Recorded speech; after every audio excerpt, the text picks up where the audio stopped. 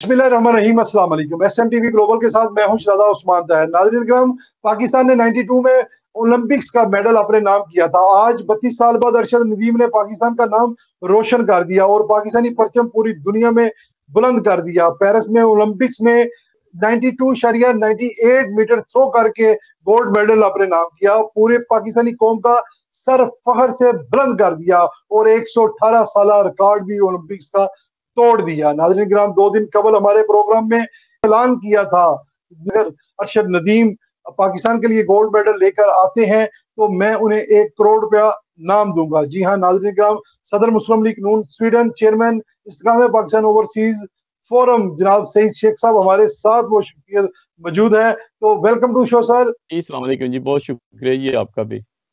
शेख साहब, अरशद नदीम साहब के लिए आपने कौम को अपील का कहा था, नाम का कहा था। आज अरशद नदीम साहब ने पाकिस्तान का सर जो है वो फखर से बुलंद कर दिया, तो क्या फीलिंग्स है आपकी सर?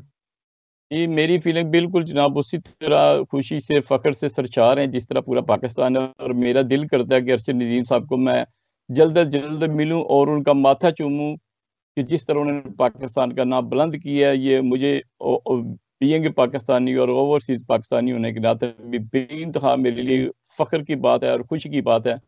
और मैं अल्लाह पाक से पूरी उम्मीद था कि इंशाल्लाह वो गोल्ड मेडल ज़रूर जीतेंगे। और इसके लिए वो मैंने खुशी के इजहार के तौर पर मैंने इनाम का ऐलान किया था। 1 करोड़ रुपए उनको मैं नकद इनाम दूंगा मियाँ चन्नू में आकर। तो आप कब जा रहे हैं फिर शेख साहब? जी देखें, ये चूंकि मैं थोड़े से यहाँ पर मसरूफियात भी होती हैं यूरोप में बहुत सारी चीज़ों की, लेकिन मेरा ख्याल है कि जल्द अज जल्द वेरी सून मैं मियाँ चन्नू जाऊँगा और अपने दोस्त बाप से भी मुशावरत करूँगा ताकि उनका भी टाइम निकाला जाए और हम इकट्ठे जाएं उधर चंद दोस्त। ठीक हो शेख साहब, क्या जज्बा था आपका जब आपने ये ऐलान किया? देखिए, ये आपका सवाल बहुत अहम है। ये मैं जब भी यहाँ पर ओवरसीज पाकिस्तानी होने के नाते गैर मुल्की से मिलता हूँ, यूरोपीय लोगों से, तो वो एक सवालिया निशान उठाते हैं कि भी पाकिस्तान इतना बड़ा मुल्क है, 25 करोड़ की आबादी का मुल्क है, आप खेलों के मैदान में आगे क्यों नहीं है? आपके लोग स्पोर्ट्स में क्यों नहीं आते ओलंपिक गेम्स वगैरह में? तो इस तरह से मुझे बड़ी थोड़ी सी ना ये शर्मिंदगी सी होती है कि हम शायद स्पोर्ट की तरफ हमारा रुझान नहीं है। लेकिन जैसे मुझे ये मालूम हुआ कि इंशाल्लाह ये नौजवान ज़रूर पाकिस्तान का नाम बुलंद करेगा, तो मैंने ये नाम का ऐलान किया। और इसका मकसद सिर्फ यही था कि जो पाकिस्तान के नौजवान हैं उनके अंदर स्पोर्ट का एक जज्बा पैदा हो, बजाय इसके कि वो फजूल किस्म की एक्टिविटीज़ में जाएं। तो अगर वो पाकिस्तान का नाम पैदा करेंगे तो ये मेरे लिए खुशी का बायस है, ये पूरे पाकिस्तान के लिए खुशी का बायस है, ये आपके लिए खुशी का बायस है। साहब ये भी जरा फरमा दें कि आपने शौकत खानम और अलकुवत जो फाउंडेशन है उसको भी बड़ी खिदमत की आपने, तो जरा ये जज्बा कैसे आपके अंदर आया? देखिए जी, मैं समझता हूँ कि ये जज्बा पैदा करने के लिए इंसान को बड़ी बड़ी बातों की ज़रूरत नहीं है। सिर्फ एक छोटी चीज़ है, उस पर इंसान फॉलो करे।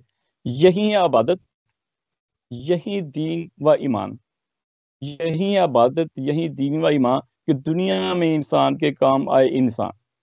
ये देखें, ये वाह जी अल्लाह वाह, ताला ने वाह जी वाह जी। अल्लाह ताला ने इंसान को पैदा किया कि वो दूसरे इंसानों के काम आए। इसी तरह से मुझे जब ये शौकत खान की तरफ से ये मैसेज मिला कि वहाँ पर वो गरीब कैंसर ज़्यादा बच्चों का इलाज करते हैं, तो मैंने उनको तकरीबन 1 करोड़ रुपया मैंने उनको डोनेट किया।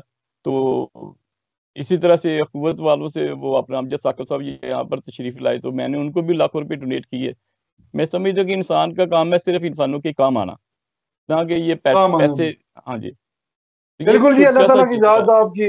जी, अल्लाह ताला ये जज्बे को बरकरार रखे। और शेख साहब, आपके इस जज्बे को हम सलाम पेश करते हैं और उम्मीद करते हैं इसी तरह आप नौजवानों की हौसला अफजाई करते रहेंगे, मजलूम और गरीब लोगों की मदद करते रहेंगे। अल्लाह ताला आपके कारोबार में भी बरकत अता फरमाए। आपका बहुत शुक्रिया। इंशाअल्लाह ताला जल्द आपके साथ पूरा एक प्रोग्राम करेंगे इसके ऊपर। Thank you so much sir. अस्सलाम वालेकुम। Thank you sir, thank you.